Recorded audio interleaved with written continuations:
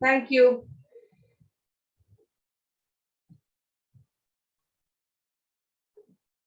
இந்த செஷனுக்கு வந்திருக்கிற பக்தர்கள் அனைவருக்கும் என்னுடைய மிக பணிவான வணக்கங்களை தெரிவித்துக் கொள்கிறேன். பிரேயர் சொல்லி இந்த செஷனை ஆரம்பிக்கலாம். ஓம் நமோ பகவதே வாசுதேவாய. ஓம் நமோ பகவதே வாசுதேவாய. ஓம் நமோ பகவதே வாசுதேவாய. ஓம் அஜ்ஞானத்திமிராந்தஸ்ய ஞானாஞ்சனசலாகயா சக்ஷுருன்மிலிதம் येन तस्मै श्रीगुरवे नमः. नमो विष्णुपदाय कृष्णप्रस्थाय भूतले श्रीमते भक्तिवेदान्त स्वामिनिधि नामिने. नमस्ते सरस्वती देवे गौरवाणी प्रचारिणे निर्विशेष शून्यवादी पास्यतादे सतारिणे. हे कृष्ण करुणा सिंधो दीनबंधो जगत्पते गोपेश गोपिकाकांत राधाकांत नमोस्तुते. सप्तकांजन गौरेंगी राधे वृंदावनेश्वरी वृषभानुसुते देवी प्रणमामि हरिप्रिये. जय श्री कृष्ण चैतन्य प्रभु नित्यानंदा श्री अद्वैत गदाधर श्रीवासादि गौर भक्त वृंदा. हरे कृष्णा कृष्ण कृष्ण हरे हरे हरे राम राम राम हरे हरे. हरे कृष्ण कृष्ण कृष्ण हरे हरे हरे राम राम राम हरे हरे. हरे कृष्ण कृष्ण कृष्ण हरे हरे हरे राम राम राम हरे हरे. जग गुरु श्रील प्रभुपाद की जय. हरे कृष्णा माता जी. हरे कृष्णा प्रभु जी. प्रभु शेयर பண்ணுங்க.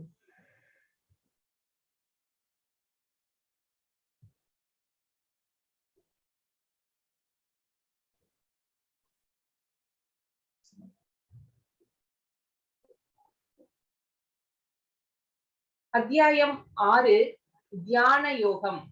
தியான யோகத்துக்கு இன்னொரு பேர் இருக்கு. சமஸ்கிருதத்துல சாங்கிய யோகம். இந்த யோகத்துல பகவான் நம்மளுக்கு என்ன சொல்ல போகிறார் அப்படிங்கிறத பார்க்கலாம். ஹரே கிருஷ்ணா. ஸ்ரீ ஸ்ரீ ராதா கோவிந்தர் இஸ்கான் பெங்களூருவுக்கு நம்முடைய பணிவான வணக்கங்களை சமர்ப்பித்திருக்கு இந்த செஷனுக்கு செல்லலாம்.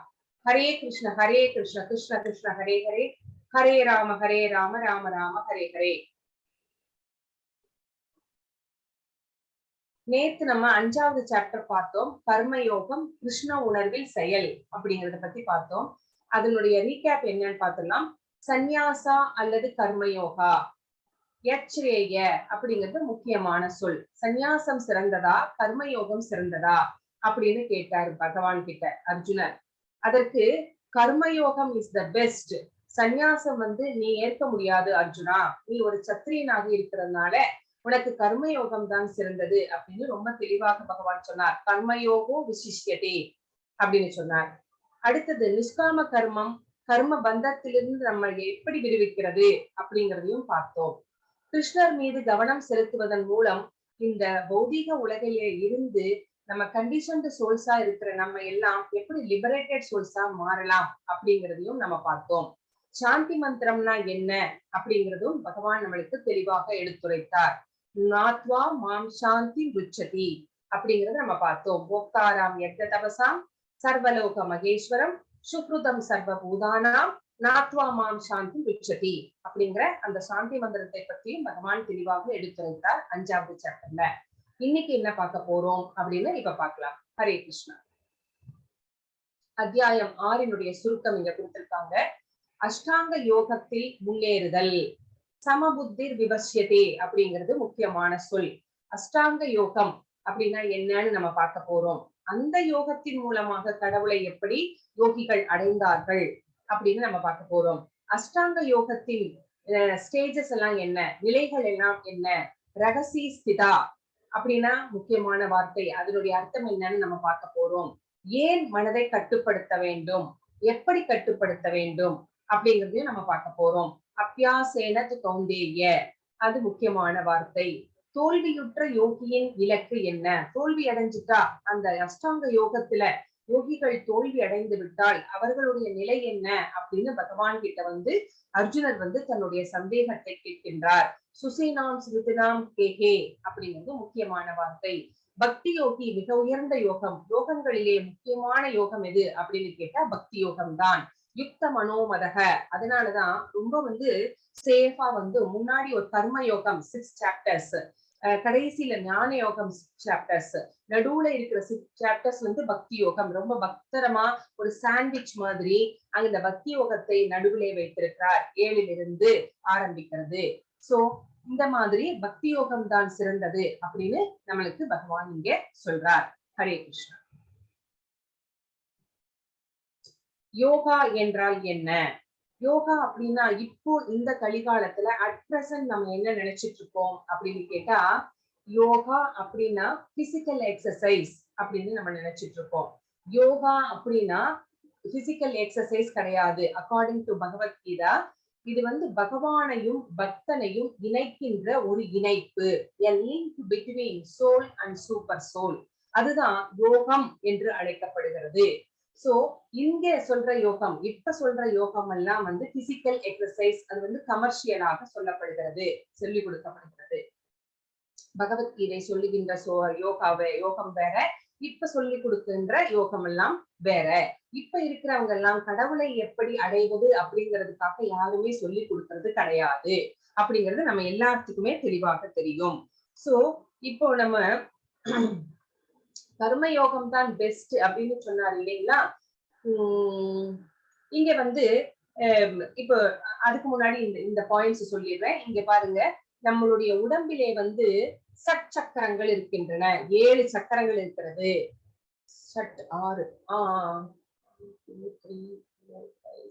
7 சக்கரங்கள் இருக்கிறது. சக்கரங்கள் இருக்கிறது. சோ இந்த சக்கரங்கள் எல்லாமே ஒரு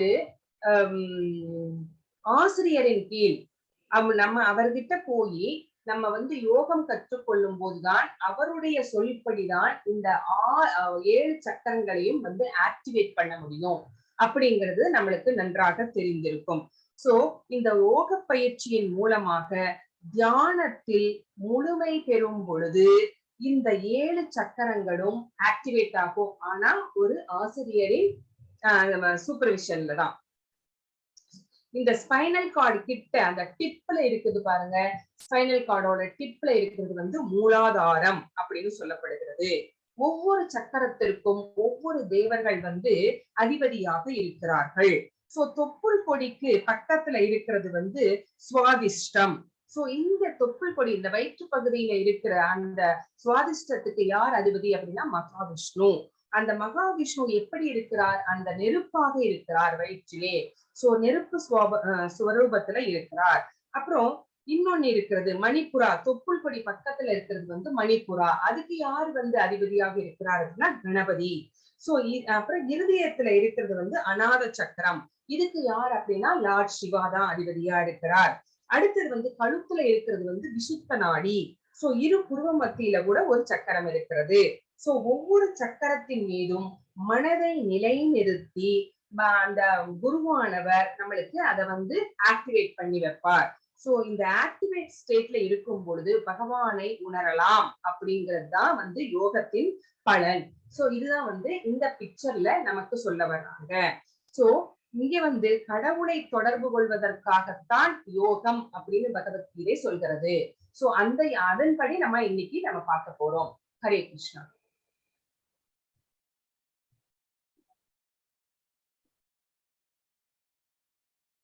அஷ்ட அங்க யோகம். அஷ்டாங்க யோகம் அப்படின்னா என்ன? அஷ்ட அப்படின்னா நம்மளுக்கு எல்லாம் தெரியும் 8 அப்படிங்கிறது இல்லைங்களா?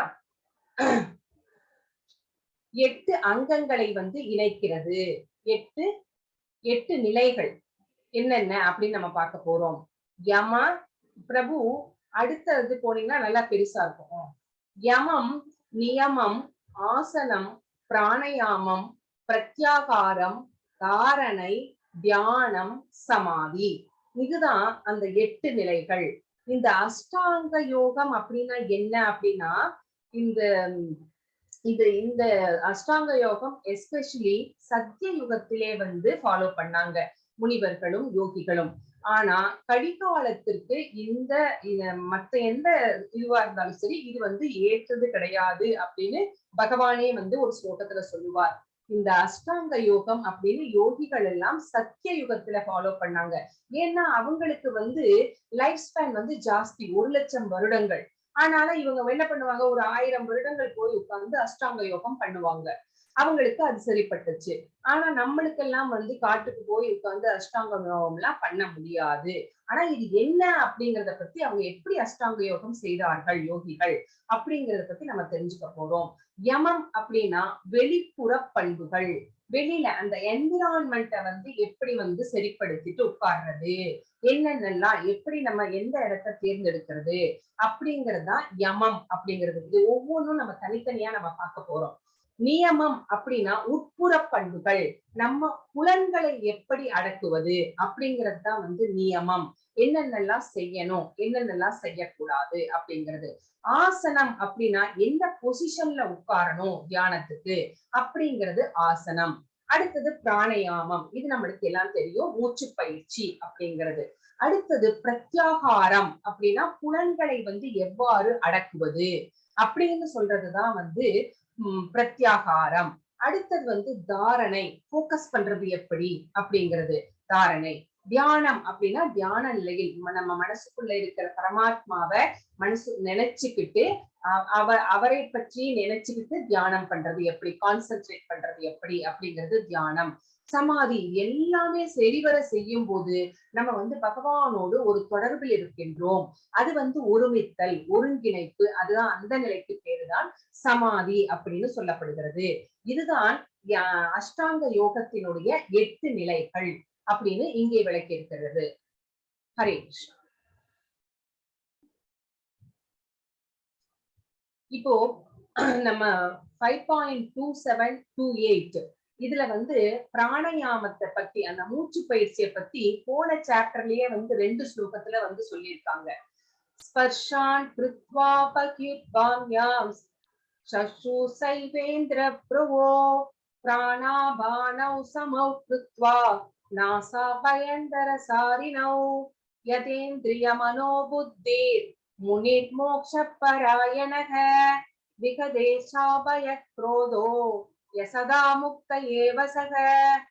சோ இந்த 2 ஸ்லோகங்களும் இது 6வது சாப்டர் கிடையாது, 5வது சாப்டர்ல 27, 28வது வெர்சஸ். சோ எல்லா புறப்புலன் விஷயங்களையும் வெளியே நிறுத்தி, சோ புறப்புலன் விஷயங்கள் புருவ மத்தியில் கண்களையும் பார்வையையும் நிறுத்தி, நாசிக்குள் உள் வெளி சுவாசங்களை நிறுத்தி, மனம் புலன்கள் அறிவு இவற்றை கட்டுப்படுத்தக்கூடிய முக்தியை விரும்பும் ஆன்மீகவாதி ஆசை பயம் கோபம் இவற்றிலிருந்து விடுபடுகிறான். எப்போதும் இந்நிலையில் இருப்பவன் நிச்சயம் முக்தி அடைந்தவனே. சோ எதுக்காக இந்த பிராணயாமம் செய்யறோம் அப்படின்னா, அந்த முக்தி அடையணும் அப்படின்னு நினைக்கிற ஆன்மீகவாதி ஆசையை அடக்கணும்னு பாக்குறான், பயம் வரக்கூடாதுன்னு நினைக்கிறான், கோபம் கொள்ளக்கூடாதுன்னு நினைக்கிறான். இந்த மூன்றையும் வெல்ல வேண்டும் அப்படின்னா, இந்த மூன்றிலிருந்து விடுபட வேண்டும் அப்படின்னு நாம நினைச்சோம் அப்படின்னா, நம்ம இந்த மூச்சு பயிற்சியை மேற்கொள்ள வேண்டும். இந்த மூச்சு பயிற்சியை மேற்கொள்ளும் போது அது வந்து அதிலே வெற்றி அடைந்தால் அவன் நிச்சயம் முக்தி அடைந்தவன் அப்படின்னு சொல்றார் பகவான். எல்லா புறப்புலன் விஷயங்களையும் வெளியே நிறுத்தி, சோ நமக்கு வந்து கண்ணு சொல்லும் அங்க பாரு, காது சொல்லும் இதை கேளு அப்படின்லாம் சொல்லும். அந்த மாதிரி எதுவுமே கேட்க கூடாது. அங்க என்ன சத்தம் ஆனாலும் சரி அது நமக்கு வந்து நம்ம காதுக்குள்ள விழவே கூடாது. அந்த மாதிரி எந்த விஷயங்களையும் நம்மளுடைய போக்கஸ் எல்லாமே நம்ம மனசுக்குள்ள இருக்கிற பகவான் மேல மட்டும்தான் இருக்கணும். சோ அந்த மாதிரி எல்லா புறப்புலன் விஷயங்களையும் வெளியே நிறுத்தி பூர்வ மத்தியில் கண்கள் வந்து எங்க பார்க்கணும், பூர்வ மத்தியில பார்க்கணும். நாசிக்குள் உள் வெளி சுவாசங்களை நிறுத்தி, நம்ம உடம்புல 5 வகையான வாயுக்கள் இருக்கிறது. அந்த வாயுக்களை வந்து ஒரு பேலன்ஸ்டா கொண்டு வந்து நிறுத்தி, அது எப்படி அப்படிங்கறதெல்லாம் வந்து யோகா பண்றவங்களுக்கு தான் தெரியும். சோ இந்த மனம் புலன்கள் அறிவு ஆகியவற்றை கட்டுப்படுத்தணும். மனசை கட்டுப்படுத்தணும், புலனை கட்டுப்படுத்தணும், அறிவையும் கட்டுப்படுத்தணும். சோ இந்த மாதிரி கட்டுப்படுத்தினாதான் நம்ம முக்தி அடைய முடியும் அப்படின்னு நினைக்கிற ஆன்மீகவாதி ஆசையை துறக்க வேண்டும், பயத்தை துறக்க வேண்டும், கோபத்தை துறக்க வேண்டும். அப்படி நான் என்ன பண்ணணும் அப்படின்னா இந்த பிராணயாமத்தை செய்ய வேண்டும். இந்த மூச்சு பயிற்சியை செய்வதன் மூலமாக நம்முடைய ஆசை, பயம், கோபம் இதிலிருந்து விடுபட முடியும். அப்ப வந்து நம்ம என்ன பண்ணலாம், மனம், புலன்கள், அறிவு இத மூணையும் நம்ம கண்ட்ரோல்ல வச்சிருக்க முடியும் அப்படின்னு இந்த 2 ஸ்லோகங்கள் நமக்கு தெளிவாக சொல்கிறது. ஹரே கிருஷ்ணா.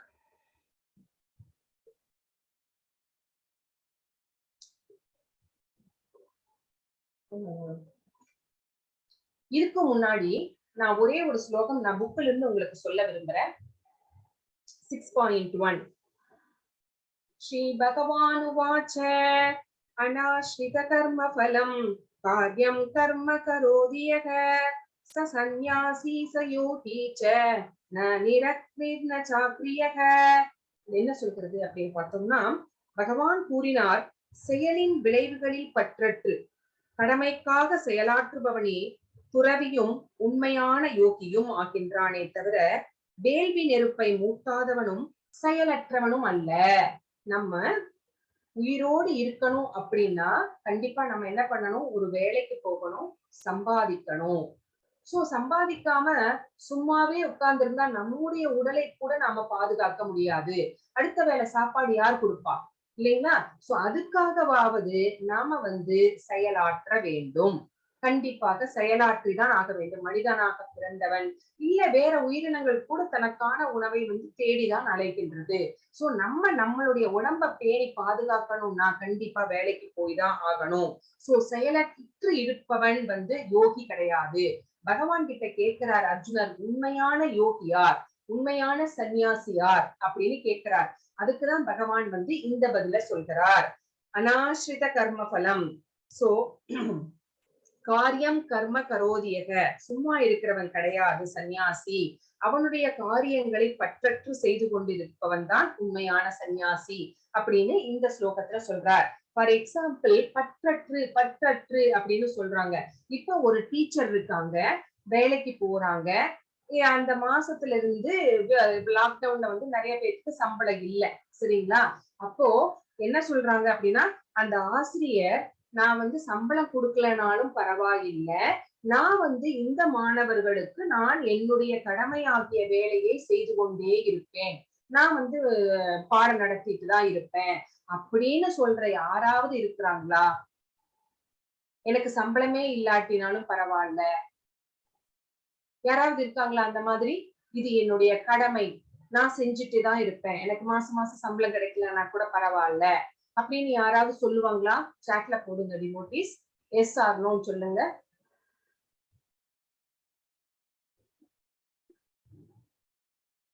ஹரே கிருஷ்ணா டிவோட்டீஸ். நோ, தங்கவேல் பிரபு சொல்லியிருக்காரு. Correct. Umarani Mataji, Anandhi Mataji, yes yes, யாருமே இல்லைங்களா? எஸ், மோகனா Mataji, thank you thank you very much. So நான் வந்து என்னுடைய கடமையை வந்து நான் செஞ்சுக்கிட்டே இருப்பேன், எனக்கு சம்பளம் இல்லைன்னா பரவாயில்ல அப்படின்னு சொல்ல மாட்டோம் இல்லைங்களா? நம்மளுக்கு சம்பளம் கண்டிப்பா. எஸ் எஸ் பிரபு, ராஜேஷ் பிரபு, எஸ். சோ நம்மளுக்கு அது பாசிபிள் கிடையாது. அப்போ பற்று இல்லாமல் பற்றற்று நான் என்னுடைய கடமையை செய்து கொண்டே இருக்கிறவர்கள் யாரோ அவர்கள்தான் உண்மையான யோகி, அவர்கள்தான் சந்நியாசி அப்படின்னு இங்க பகவான் சொல்றார். ஒரு ஒரு சமயத்துல காஞ்சிபுரத்துல கொஞ்ச நாளுக்கு முன்னாடி வரதராஜ பெருமாள் கோயில்ல, இது ஒரு உண்மையான சம்பவம், இது நான் கேள்விப்பட்ட சம்பவம்.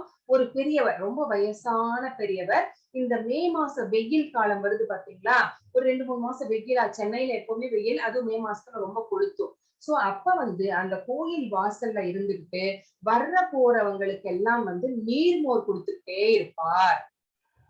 சோ இது வந்து ரொம்ப வருஷங்களாக அவர் செய்து கொண்டே இருக்கிறார்.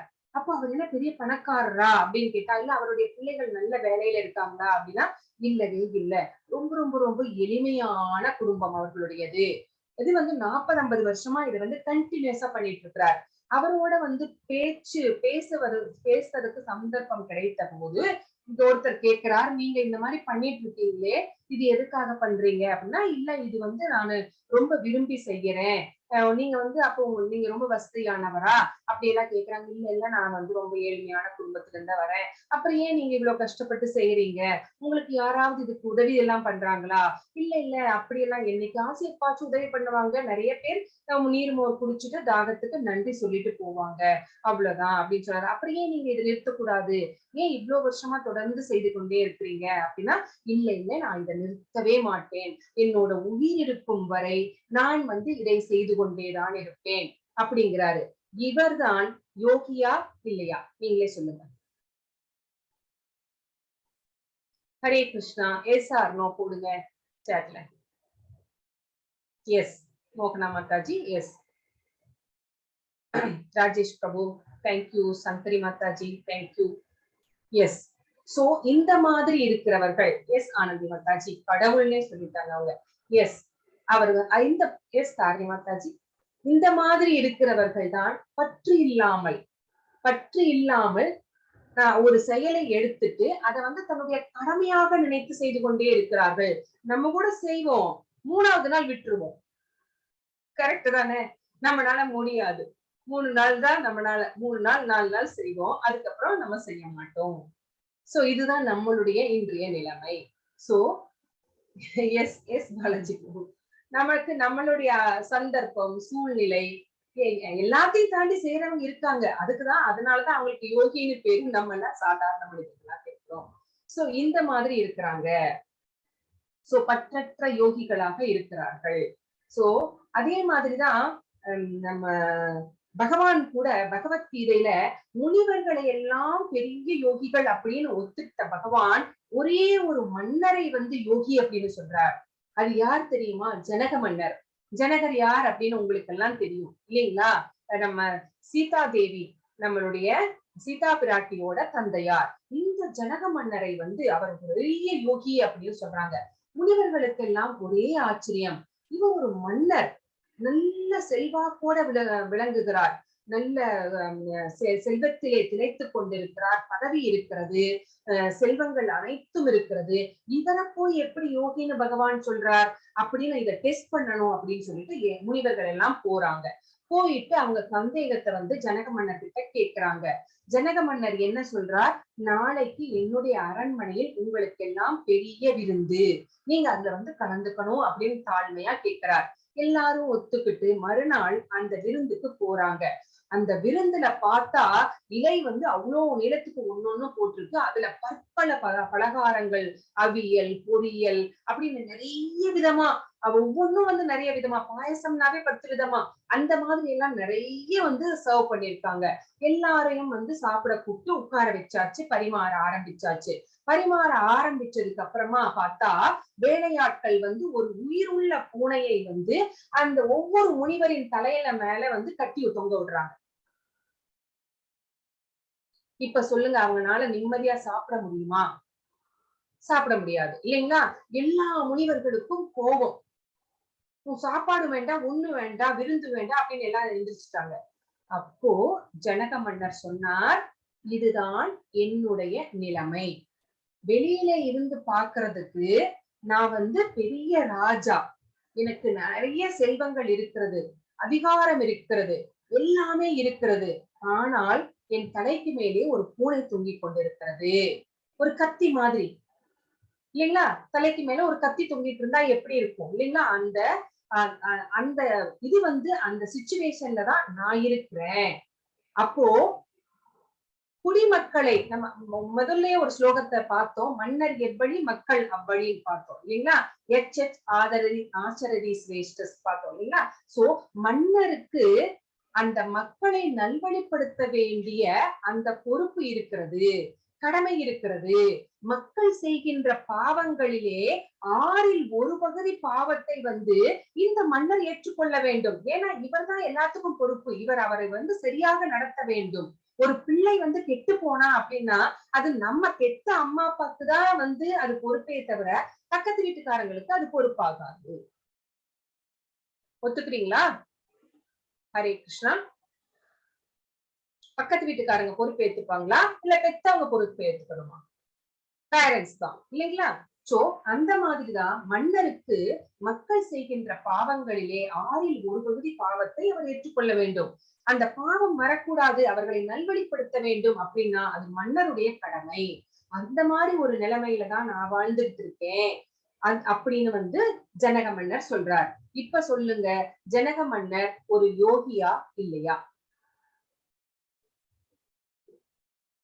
ஹரே கிருஷ்ணா.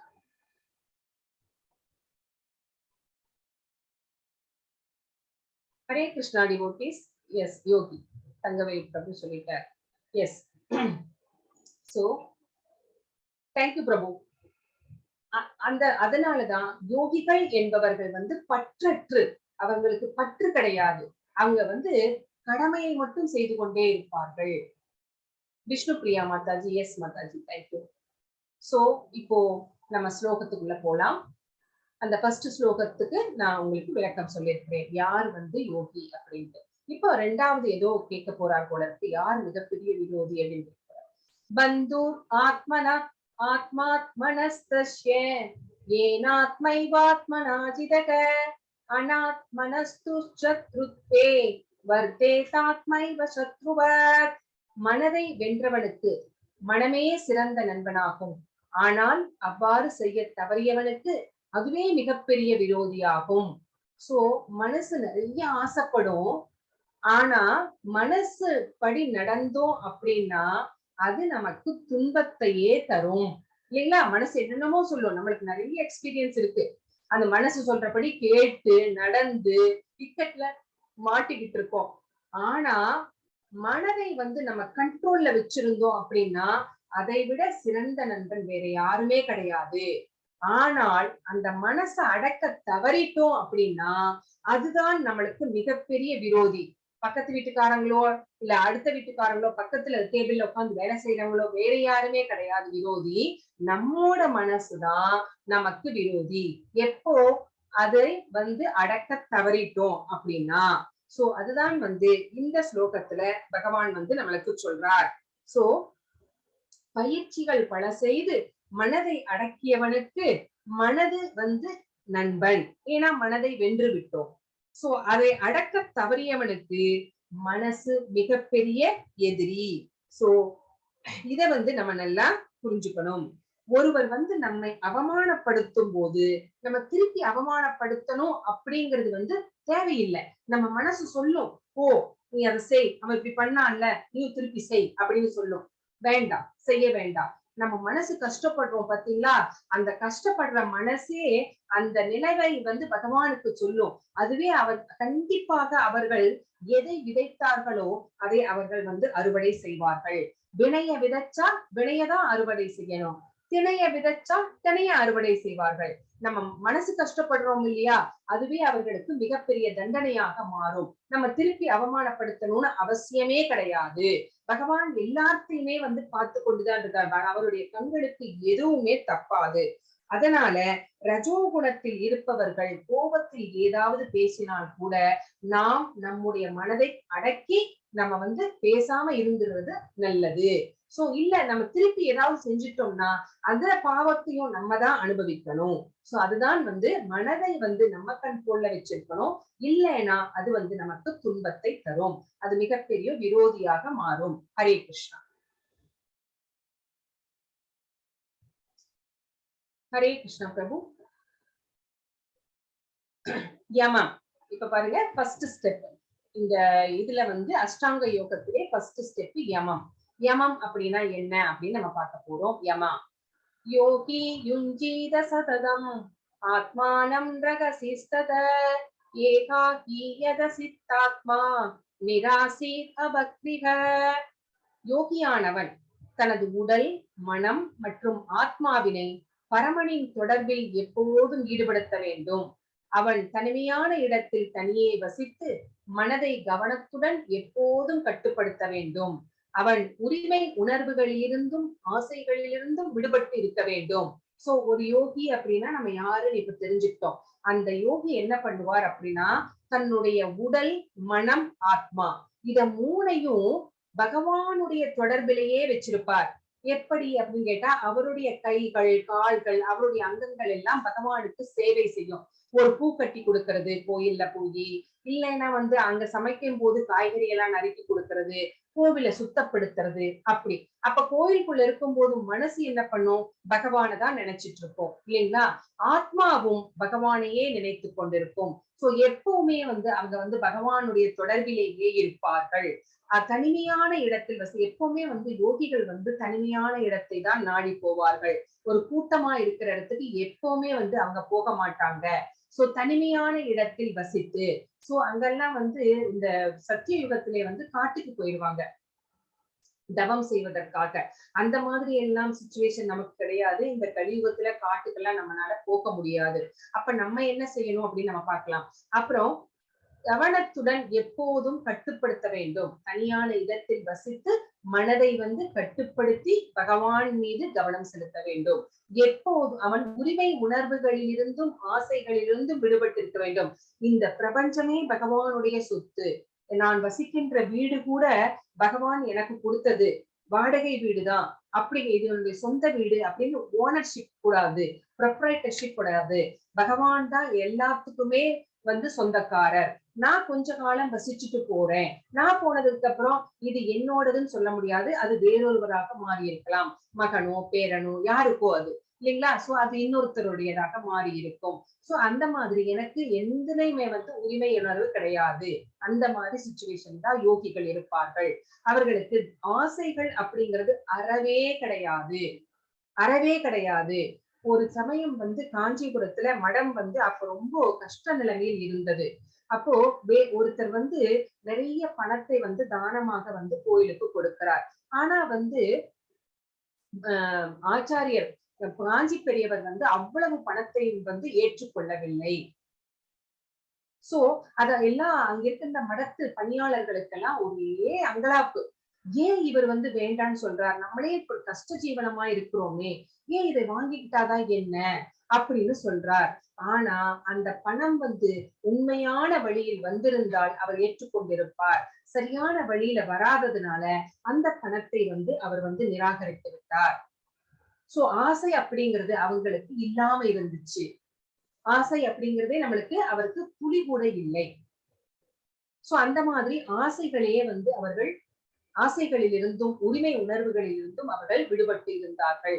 இந்த நிலைக்குத்தான் யமா அப்படின்னு பேரு. சரி, இந்த நிலைமையில வந்து நம்ம தனி இடத்துல போய் இப்ப இருக்கிற நாம கலியுகத்துல இருக்கிற நாம தியானம் எல்லாம் செய்ய முடியுமா அப்படின்னா இல்ல. ஆனாலும் நம்ம செய்யலாம். எப்படின்னா நம்ம வீட்லயே காலையில 4 மணிக்கு 4:30 மணிக்கு 5 மணிக்கு எந்திரிச்சு எந்த இடத்துல மேலேயோ டெரஸ்லயோ இல்ல எந்த இடம் உங்களுக்கு அமைதியான இடமா இருக்குமோ அந்த இடத்தை தேர்ந்தெடுத்து அங்க போய் உட்கார்ந்துட்டு உங்க ஜபமாலையை வச்சு நீங்க மகா மந்திரத்தை வாயார சொல்லலாம். அந்த வாயார சொல்லும் போது உங்களுடைய காதுகள் வந்து அதை கவனமாக கேட்டுக்கொண்டிருக்க வேண்டும். சோ அந்த மாதிரி நம்ம வந்து நாம் சொல்கின்ற மந்திரத்தை வந்து காதுகள் கேட்கணும், சிரவணம் பண்ணணும். சோ இதுவும் வந்து ஒரு யக்னம் தான். சோ செக்லூடட் பிளேஸ் அப்படின்னு சொல்லுவாங்க. அத நம்ம நாடி போக வேண்டியதில்லை. நம்ம வீட்டிலேயே நமக்கு சாத்தியம் இல்லாததுனால அமைதியான ஒரு இடத்தை தேர்ந்தெடுத்து இந்த மாதிரி சொல்லலாம். ஏன் வந்து கொஞ்சம் சத்தமா சொல்லுங்க அப்படின்னா பேர்ட்ஸுக்கு வைப்ரேஷன் இருக்கிறது இல்லைங்களா? சோ அந்த பேர்ட்ஸோட வைப்ரேஷன் சுற்றுப்புறத்தை தூய்மையாக்குகிறது. நம்முடைய உடலையும் உள்ளத்தையும் தூய்மையாக்குகிறது. சோ அதனாலதான் கொஞ்சம் சத்தமா, ரொம்ப சத்தமா தேவையில்லை. நீங்க கேட்கிற அளவுக்கு அந்த அந்த மகா மந்திரத்தை சொல்ல சொல்ல அந்த வைப்ரேஷன் வந்து பாசிட்டிவ் வைப்ரேஷன் சுற்றுப்புறத்தை தூய்மையாக்குகிறது. ஹரே கிருஷ்ணா.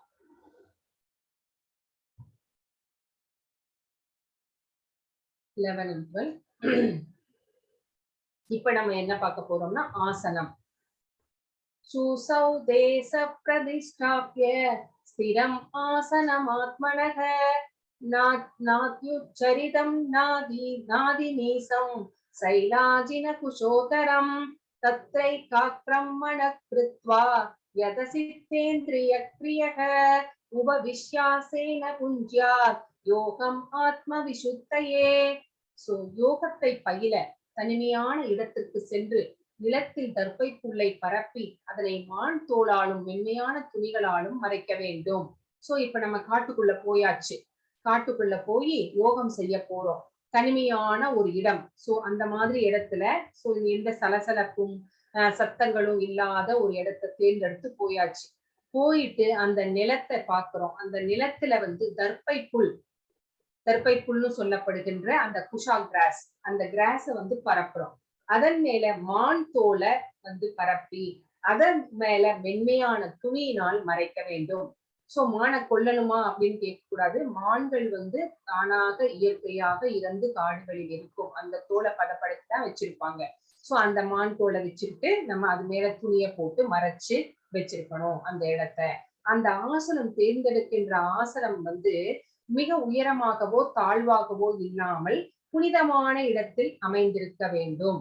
சோ ரொம்ப ஹைட்டாவும் இருக்கக்கூடாது, ரொம்ப பள்ளத்திலயும் இருக்கக்கூடாது. சோ புனிதமான இடத்தில் இருக்கணும். பின்னர் இதன் மேல் ஸ்திரமாக அமர்ந்து சோ அந்த அது மேல உட்கார்ந்து மனம், புலன்கள் மற்றும் செயல்களை கட்டுப்படுத்தணும். ஃபர்ஸ்ட் மனத்தை கட்டுப்படுத்தணும், செயல்கள் புலன்களை கட்டுப்படுத்தணும். மனம், கண், காது, மூக்கு, கைகள், கால்கள் இந்த மாதிரி எல்லா புலன்களையும் கட்டுப்படுத்தி, ஒரு பறவையினுடைய சத்தம் கேட்டா கண்ணை முழிச்சு பார்க்க கூடாது. அங்க எல்லாம் அந்த காட்டுல அந்த மாதிரிதான் இருக்கும். அந்த புலன்களை வந்து கட்டுப்படுத்தி மனதிலே இருக்கின்ற அந்த பரமாத்மாவை மட்டுமே நினைவில் கொண்டு அந்த மனதை ஒருமுகப்படுத்த வேண்டும். போக்கஸ்டா. சோ இதயத்தை தூய்மைப்படுத்து. இது எதுக்காக செய்யறோம் அப்படின்னா இதயத்தை தூய்மைப்படுத்துவதற்காக. நம்மளுடைய இதயம் அப்படிங்கிறது வந்து களங்கங்கள் நிறைந்தது. சோ அந்த இதயத்திலே வந்து பகவான் வந்து அமரணும் அப்படின்னா, உட்காரணும் அப்படின்னா இதயம் வந்து தூய்மையானதாக இருக்க வேண்டும். அதற்காகவே இந்த முயற்சிகள் எல்லாம் செய்து ஒரு யோகியாவன் யோகத்தை வந்து பயில ஆரம்பிக்கிறான். இதுதான் வந்து ஆசனா அப்படின்னு சொல்லப்படுகிறது. உட்காரும் விதம், தியானம் அப்படிங்கிறத பத்தி நம்ம பார்த்திருக்கோம். ஹரே கிருஷ்ணா. பிரத்யாகாரா. இப்ப வந்து பிராணாயாமம் ஃபர்ஸ்டே பார்த்துட்டோம் 5.2728ல. இப்ப என்ன பார்க்க போறோம் அப்படின்னா பிரத்யாகாரா. யுஞ்சன்னயேவ சதாத்மானம் யோகி நியத மானசக சாந்திம் நிர்வாண பரமாம் மத்சத்தாம் அதிகச்சதி. இவ்வாறாக உடல், மனம் மற்றும் செயல்களை இடையறாது கட்டுப்படுத்த பழகிய யோகி தனது ஒழுங்குபடுத்தப்பட்ட மனதுடன் பௌதீக வாழ்வை களைந்து இறைவனின் திருநாட்டை, கிருஷ்ணலோகத்தை அடைகின்றான். சோ அந்த யோகி என்ன பண்றாரு? உடல், மனது, அவர் செய்கின்ற செயல்கள் எல்லாமே அவருடைய கட்டுக்குள்ள இருக்குது. அது தானா எங்கேயும் இஷ்டப்படி போக முடியாது. அவருடைய மனசு, செயல்கள், உடல் எதுவுமே. சோ அவ்வளவு ஒரு டிசிப்ளின்டா இருக்கிறாரு. அந்த மாதிரி இருக்கின்ற யோகி பௌதீக வாழ்க்கையே வேண்டாம் எனக்கு அப்படின்னு துறவரம் மேற்கொண்டு அவர் வந்து இறைவனினுடைய திருநாட்டை, அவர் கிருஷ்ணலோகத்தை, கோலோக விருந்தாவனத்தை வந்து அடைகின்றார் இந்த பிரத்யாகாரா செய்வதன் மூலமாக. அப்படின்னு எப்படி ஒரு ஆமை தன்னுடைய புலன்களை எல்லாம் அடக்கிக் கொள்கிறதோ, தனக்கு ஒரு ஆபத்து நேரும் பொழுது தன்னுடைய புலன்களை எல்லாம் உள்ள அடக்கிறது, அந்த மாதிரி இந்த யோகி என்ன பண்றார்? தன்னுடைய உடல், மனம், செயல்கள் எல்லாத்தையுமே வந்து தனக்குள்ளே அடக்கி அதை ஒரு டிசிப்ளின்டா கொண்டு வர்றார். சோ இப்படிப்பட்ட யோகி கண்டிப்பாக கிருஷ்ணலோகத்தை அடைய முடியும் அப்படின்னு நம்ம தெரிஞ்சுக்கிறோம். ஹரே கிருஷ்ணா.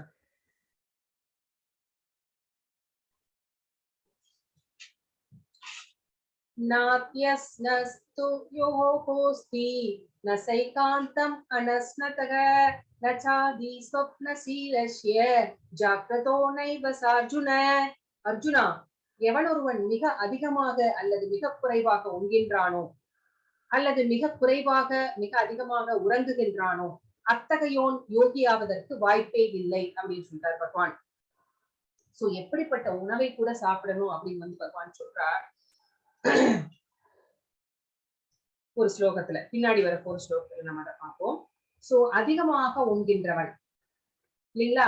யோகி, போகி, ரோகி அப்படின்னா என்னன்னு தெரியும். ஒரு நேரம் உண்பவன் யோகி, அப்புறம் இரு நேரம் உண்பவன் போகி, அப்புறம் நிறைய நேரம் எப்ப பார்த்தா சாப்பிட்டே இருக்க ரோகி அப்படின்ட்டாங்க. சோ அந்த மாதிரி ஒரு யோகியானவன் அளவாதான் சாப்பிடுவாரு. ரொம்ப அதிகமாகவும் சாப்பிட மாட்டார், ரொம்ப குறைவாகவும் சாப்பிட மாட்டார். அதே மாதிரி தூக்கத்தை எடுத்துக்கோங்க. ரொம்ப அதிகமாகவும் தூங்க மாட்டார், ரொம்ப குறைவாகவும் தூங்க மாட்டார். எல்லாத்துக்கும் ஒரு அளவு இருக்கிறது. சோ அந்த மாதிரி நம்ம அளவா இருக்கிறவர்கள், எதிலையுமே ஒரு அளவு, எதுலையுமே ஒரு டிசிப்ளின், ஒரு ஒழுக்கம் இருக்குது பாத்தீங்களா? அதுல அதை கடைப்பிடிக்கிறவர்கள் தான் வந்து ஒரு யோகியாக முடியும். ஆனா இப்போ உறக்கம் அப்படிங்கிறது நம்மளுக்கு இப்போ எல்லாம் பாக்குறோம் இல்லைங்களா? ஐடி பீப்புள்லாம் நைட் ஷிஃப்ட் தான் பாக்குறாங்க இல்லைங்களா? யாரோ ஒருத்தருடைய வேற ஒரு கண்ட்ரியோட டைமுக்கு இங்க வேலை பார்த்துட்டு இருக்காங்க.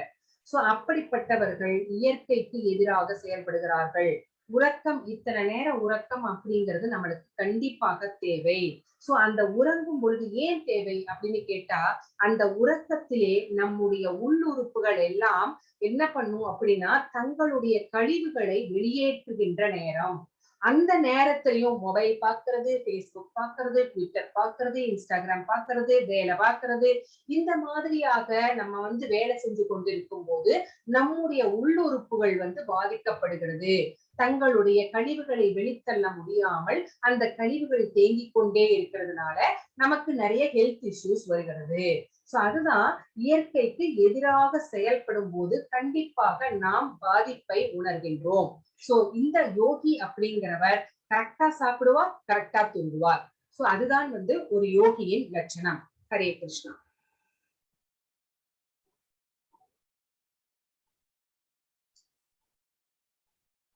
இப்ப நியம அப்படின்னா என்னன்னு பார்க்க போறோம்.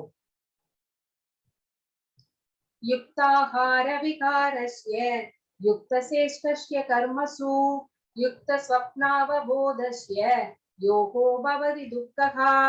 உண்ணுதல், உறங்குதல், உழைத்தல், கேளிக்கை ஆகிய பழக்கங்களை நெறிப்படுத்தியவன் யோக பயிற்சியின் மூலமாக எல்லா துன்பங்களையும் பெருமளவில் நீக்கிவிட முடியும். சோ எல்லாத்தையுமே ஒரு டிசிப்ளின். சாப்பிடுறதுன்னா இதுதான் சாப்பிடணும், இந்த டைமுக்கு நான் கரெக்டா பெட்டுக்கு போயிடணும், சோ இவ்ளோ நேரம் தான் நான் உழைக்கணும். ஒரு கேளிக்கை அப்படின்னா ஏதாவது ஒரு ஸ்போர்ட்ஸ் நமக்கு கண்டிப்பா வேணும் இல்லைங்களா? சோ அந்த மாதிரி பழக்க வழக்கங்களை எல்லாம் வந்து நெறிப்படுத்தியவன். எல்லாத்துக்கும் ஒரு டைம், இவ்வளவுதான் அப்படின்னு ஒரு அளவு. சோ இந்த மாதிரி நெறிப்படுத்தியவன் வந்து துன்பங்கள் இல்லாமல் நிம்மதியாக வாழ முடியும். பெருமளவில் அந்த துன்பங்களை வந்து நீக்கிவிட முடியும். யோகோ பகவதி துக்கஹா. துக்கங்கள் இல்லாமல் வாழலாம். யுக்த ஸ்வப்னாவ போதஸ்ய யோகோ பவதி துக்கஹா. சோ யோக பயிற்சி செய்பவர்கள் வந்து சாத்வீகமான உணவை எடுத்துக்கொள்வார்கள். சோ சாத்வீகமான உணவு அப்படின்னா மோஸ்ட்லி அது வந்து தாவர உணவாகத்தான் இருக்கும் இல்லைங்களா? அதே மாதிரி வேலை செய்வது அப்படின்னு எடுத்துக்கோங்க. நார்மல் அவர்ஸ் தான் வேலை செய்வாங்க. அதுக்காக ஒரு கழுத மாதிரி எவ்வளவு பொதி வேணாலும் சுமந்துட்டே இருக்க மாட்டாங்க. எவ்வளவு நேரம் வேணாலும் உழைச்சிட்டு இருக்க மாட்டாங்க.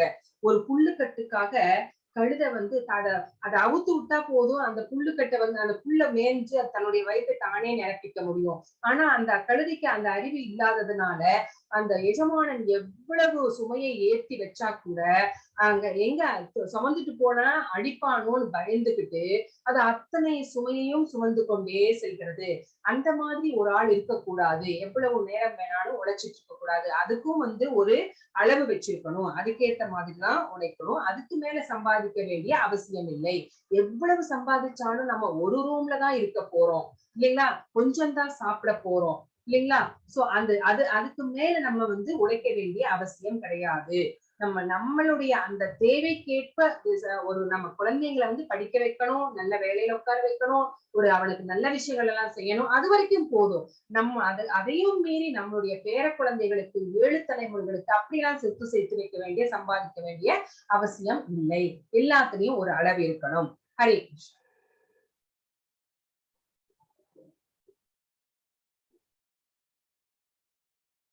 ஹரே கிருஷ்ணா பிரபு. தாரணா. சோ அடுத்தது நம்ம பார்க்க போறது தாரணா. யதா விநியதம் சித்தம் ஆத்மன் ஏவாவதிஷ்டதே நிஷ்புக சர்வ காமேப்யோ யுக்த இத்யுச்யதே ததா. யோகியானவன் யோக பயிற்சியின் மூலமாக தனது மனதின் செயல்களை ஒழுங்குபடுத்தி எல்லா ஜட ஆசைகளிலிருந்தும் விடுபட்டு உன்னத நிலையை பெறும் பொழுது யோகத்தில் நன்கு நிலை பெற்றவனாக கூறப்படுகின்றான். ஒரு யோகி யோக பயிற்சி செய்கின்றான். அந்த மாதிரி காட்டுக்கு போறது, அந்த மனதையும் புலன்களையும் கட்டுப்படுத்துறது, மனதை ஒருமுகப்படுத்துறது, இந்த மாதிரி தன்னுடைய செயல்களை எல்லாம் ஒழுங்குபடுத்துறார். ஒழுங்குபடுத்துறதுனால என்ன ஆச்சு? அவருடைய ஆசைகள் எல்லாம் அறவே நீங்கிவிட்டது. இப்போ ஆசைகளே இல்லாம மனதுல வந்து ஒன்னே ஒண்ணுதான், பகவான் மேல பக்தி செலுத்திக் கொண்டு இருக்கிறார். இந்த உன்னத நிலையில் இருக்கும் பொழுது அவர்கள் வந்து ஒரு நல்ல யோகி, யோகத்தில் இருக்கிறார்கள் அப்படின்னு சொல்லப்படுகிறார்கள். சோ பொருள் உலகத்தில் எவ்வளவு தேவையோ அவ்வளவு போதும். சோ அதுக்கு மேல நம்ம வந்து சம்பாதிக்கணும் அப்படிங்கிற அவசியம் கிடையாது. அதுக்கு மேல நம்ம வந்து ஆன்மீகத்துக்கு போயிடணும். நம்மளுடைய கடமைகள் எல்லாம் முடிஞ்சிருச்சு அப்படின்னா ஆன்மீக பாதைக்கு நம்முடைய மனதை திருப்ப வேண்டும். சோ யார் நல்ல யோகி, எப்படி நிலை பெற்றவன் அப்படிங்கிறதுக்கு இந்த தாரணா அப்படிங்கிற இந்த ஸ்டேஜ் வந்து நம்மளுக்கு எளிமையாக விளக்கி இருக்கிறது. ஹரே கிருஷ்ணா. தியானம். அடுத்தது தியானம். இது என்னன்னு சொல்ல போகுதுன்னு பார்க்கலாம். யதா தீபோ நிவாதஸ்தோ நேங்கதே சோபமாம் ஸ்ருதா யோகின யத சித்தஸ்ய யுஞ்சதோ யோகமாத்மனக. காற்று வீசாத இடத்தில் உள்ள தீபம் அணையாமல் இருப்பதை போல மனதை அடக்கிய யோகியம் திவ்யமான ஆத்மாவின் மீதான தனது தியானத்தில் எப்போதும் ஸ்திரமாக உள்ளான். சோ ஒரு காத்து வீசுற இடத்துல ஒரு தீபத்தை ஏற்றி வச்சா அந்த ஜோதி வந்து ரொம்ப அழகழிச்சுட்டே இருக்கும் இல்லைங்களா? காத்து காத்து ஒரு திசையில எல்லாம். ஆனா இதுவே ஒரு காத்து இல்லாத இடத்துல ஒரு தீபத்தை ஏற்றி வச்சா அது அப்படி ரொம்ப நிலையா ஒரே இடத்துல எரியும், அசையாமல் அப்படி எரிஞ்சுக்கிட்டே இருக்கும். அந்த மாதிரிதான் ஒரு யோகியோட மனசு கூட எல்லா விதத்திலும் அடங்கி இருக்கிறது.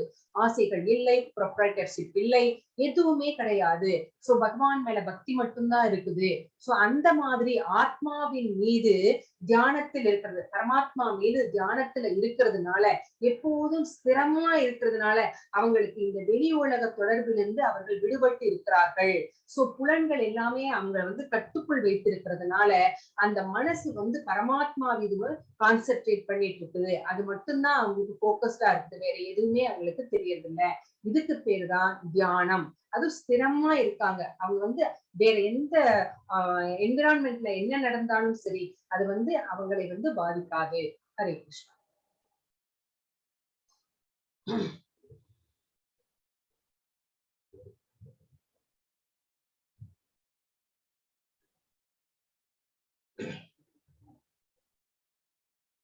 சோ இதுக்கு முன்னாடி நான் ஒரு விஷயம் சொல்ல விரும்புறேன். நம்மளுடைய இந்த உடல் அப்படிங்கிறது வந்து 9 வாயில்கள் கொண்ட ஒரு நகரம். நம்ம உடல் அப்படி இது குசுல வரும் உங்களுக்கு, அதனால சொல்லிடுறேன். 9 வாயில்கள் கொண்ட ஒரு நகரம். என்னென்ன 9 வாயில்கள்? 2 கண்கள், 2 காதுகள், 2 நாசி துவாரங்கள், வாய், அப்புறம் ஜெனிட்டல்ஸ் அண்ட் ஆனஸ். சோ இது எல்லாமே 9 வாயில்கள் கொண்ட ஒரு நகரம் அப்படின்னு நம்ம பாடியை வந்து சொல்றோம். சோ இந்த பக்தி பிரவாகத்துல இருக்கிறாங்க பாத்தீங்களா, அவங்க வந்து எந்த குணத்துல இருக்கிறாங்க? சத்துவ குணத்தில் இருக்கிறார்கள். அந்த சத்துவ குணத்திலே இருக்கும் பொழுது இந்த 9 வாயில்களும் கூட சத்துவ குணத்திலே பிரகாசப்படுத்தப்படுகிறது அப்படின்னு இந்த முன்னாடி இருக்கிற ஸ்லோகம் நம்மளுக்கு சொல்கிறது. ஆனா ரஜோகுணத்துல இருக்கிறவர்களுக்கு வந்து நம்ம அந்த மாதிரியான குணங்கள் வந்து அவங்களுடைய அந்த 9 வாயில்களும் கூட ரஜோகுணத்திலே இருக்கும் பொழுது அமைதியாக இருக்காது. சோ அதை வந்து நம்ம இங்க தெரிஞ்சுக்கணும். சத்துவ குணத்துல இருந்தா மட்டும்தான் நம்ம அடுத்த முன்னாடி ஸ்டேஜுக்கு ப்ராசஸ் ஆகி போக முடியும். இல்ல அப்படின்னா நம்ம ரஜோகுணத்திலே இருந்தோம் அப்படின்னா நம்ம கீழ்பிறவிகளாகத்தான் நம்ம பிறக்குவதற்கு நம்மளுக்கு சான்ஸ் இருக்கு. சோ எப்ப நம்ம கோபத்தை, ஆசைகளை அகற்றி கோபத்தை கட்டுப்படுத்தி மனதை நமக்குள்ள வச்சிருக்கிறோமோ நம்ம சத்துவ குணத்திலே இருப்போம். இல்லைன்னா ரஜோகுணத்துக்கு வந்துருவோம். சத்துவ குணத்துல இருந்தா மட்டும்தான் நம்ம வந்து ஆன்மீகத்தில் முன்னேற முடியும். ரஜோகுணத்துல இருந்தா கீழான பிரிவுகளான விலங்குகள் போன்ற பிரிவுகளை தான் நாம் அடைய முடியும் அப்படிங்கிறதையும் நீங்க தெரிஞ்சுக்கணும். அடுத்தது சமாதி, கடைசியான நிலை, 8வது நிலை. சமாதி என்று அழைக்கப்படும் பக்குவ நிலையில் மனம் யோக பயிற்சியின் மூலமாக ஜட செயல்களிலிருந்து முழுமையாக விளக்கப்படுகிறது. சோ நம்ம ஜட செயல்கள் எதுவுமே நம்ம செய்யறது கிடையாது. சோ யோகத்துல அப்படியே உட்கார்ந்து இருக்கிறோம். சோ தூய மனதால் தன்னை கண்டு தன்னில் இன்பத்தை அனுபவிப்பதற்கு ஒருவனிடம் உள்ள திறனிலிருந்து பக்குவ நிலையை உணரலாம். சோ தூய மனது, அப்போ யோகம் செய்து செய்து செய்து மனதை கட்டுப்படுத்தி பகவான் மீது மனசை செலுத்துவதன் மூலமாக பகவானுக்கும் நமக்கும் ஒரு ரிலேஷன்ஷிப் ஏற்படுகிறது. அப்போ மனசுல நமக்கு ஆனந்தம் பொங்குகிறது. அதை அனுபவித்துக் கொண்டு இருக்கிறான். இந்த இன்ப நிலையில் அவன் திவ்யமான புலன்களின் மூலம் எல்லையற்ற திவ்யமான ஆனந்தத்தை அனுபவிக்கின்றான். சோ அவனுடைய எல்லா புலன்களுமே ஆனந்தத்தை அனுபவித்துக் கொண்டிருக்கிறது. இவ்வாறு நிலை பெற்றவன் உண்மையில் என்றும் வடுபவது இல்லை. இதைவிட உயர்ந்த இன்பம் ஏதுமில்லை என்று அவனுக்கு தெரிகிறது. சோ இந்த உலகத்துல இருக்கிற எல்லா இன்பங்களுமே இந்த இன்பத்திற்கு இணையாகாது அப்படிங்கிற அந்த உண்மை அந்த யோகிக்கு தெரிகிறது.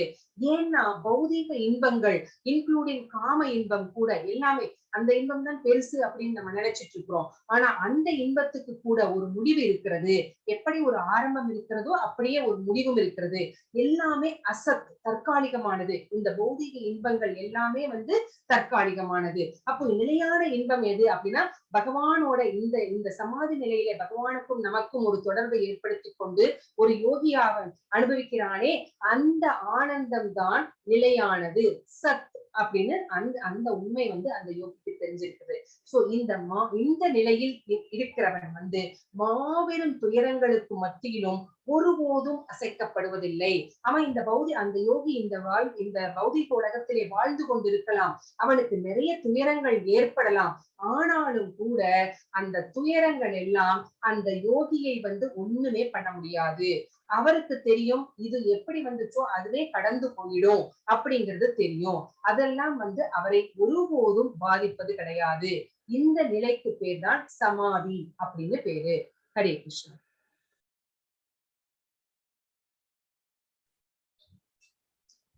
இங்க நம்ம என்ன பாக்குறோம் பிக்சர்ஸ்ல அப்படின்னா துரோணாச்சாரியரும் அர்ஜுனரும் ஃபர்ஸ்ட் பிக்சர்ல பாக்குறோம். இவருடைய போக்கஸ் பத்தி சொல்றாங்க. இந்த 3 பிக்சர்மே என்ன சொல்லுது அப்படின்னா போக்கஸ், எப்படி போக்கஸ்டா இருக்கணும் அப்படின்னு சொல்லுது.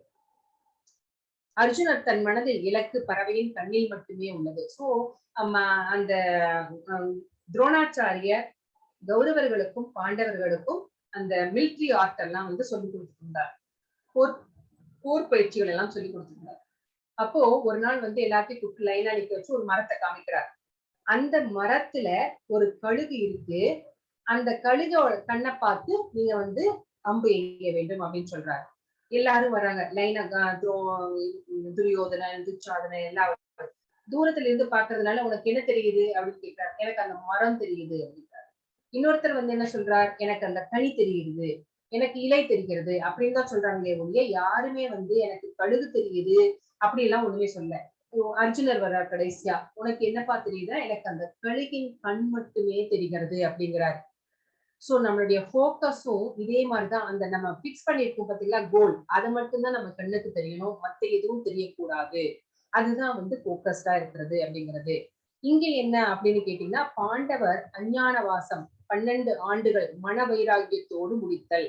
சோ இங்க 5 பஞ்ச பாண்டவர்கள் இருக்கிறாங்க. இவர் விதுர மகாத்மா என்ன சொல்ற, அஞ்ஞான வாசம்னா 12 வருஷங்கள் காட்டிலே மறைந்து வாழணும்.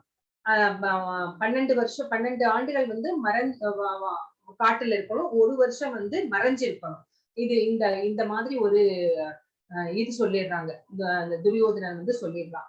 சோ அவங்களும் ரொம்ப மனசு வருத்தத்தோட விதுர மகாத்மா கிட்ட போய் எங்களுக்கு ஏன் இந்த நிலைமை, நாங்க இவ்வளவு கஷ்டப்படுறோம் அப்படின்னு கேட்கும்போது விதுர மகாத்மா என்ன சொல்றார், நீ நீ ஏன் அந்த மாதிரி நினைக்கிற, நீ இப்போ நம்ம ஏகாதசி விரதம் இருக்கிறோம் இல்லைங்களா, அப்போ ஏகாதசி விரதத்துக்கும் பட்டினிக்கும் என்ன டிஃபரன்ஸ் அப்படின்னு பாத்தீங்கன்னா, பட்டினி அப்படிங்கிறது சாப்பாடு இல்ல சாப்பிடுறதுக்கு, அதனால பட்டினியா இருக்கிறோம். ஆனா ஏகாதசி விரதம் அப்படிங்கிறது நம்மளுக்கு சாப்பாடு இருக்கு, ஆனா நம்மளாகவே சாப்பிடாம இருக்கிறோம். இதுதான் ரெண்டுத்துக்கும் உள்ள டிஃபரன்ஸ், பட்டினிக்கும் ஏகாதசி விரதத்துக்கும். நம்ம எல்லாம் ஏகாதசி விரதம் இருக்கிறோம் இல்லைங்களா, சோ இந்த ரெண்டுத்துக்கும் இதுதான் டிஃபரன்ஸ். அதே மாதிரிதான் நீ என்ன பண்ணு, இந்த அஞ்ஞான வாசத்தை ஏன் நீ ஒரு பனிஷ்மெண்டா நினைச்சுக்கிற, இதை நீ ஒரு தவமாக ஏற்கொள். தவம்னு நினைச்சுக்கோ, 12 வருஷம் தவம் இருக்கிறேன்னு நினைச்சுக்கோ.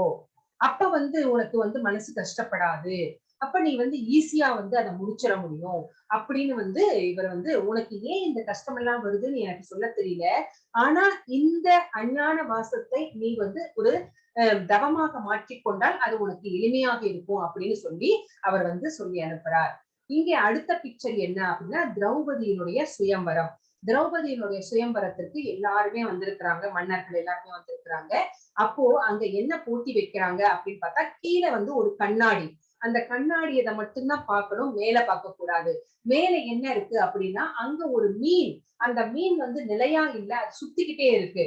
என்ன போட்டினா, கீழே கண்ணாடிய பார்த்துட்டு மேல சுற்றி கொண்டிருக்கின்ற அந்த மீனுடைய கண்ணை பார்த்து அந்த அம்பெய்ய வேண்டும் அப்படிங்கிறது தான்.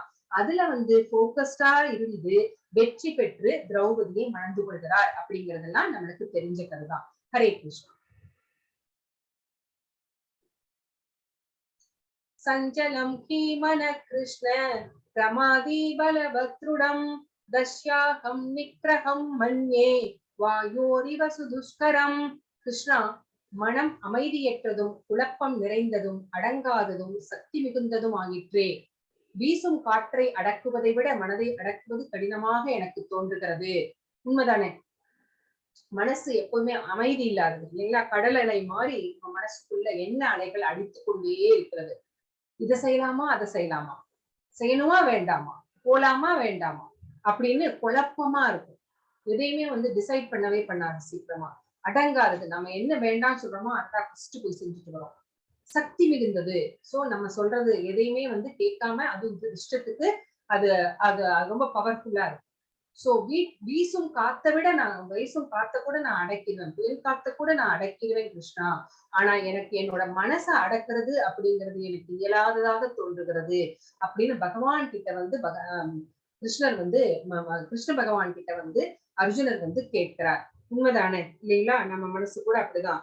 எப்ப வந்து சாண்ட் பண்ணலாம் அப்படின்னு பீட்ஸ் எடுத்துட்டு போய் உட்கார்ந்தோம்னு வச்சுக்கோங்க, அப்பதான் மனசு துள்ளி துள்ளி எங்கேயோ போயிட்டு வரும் இல்லைங்களா?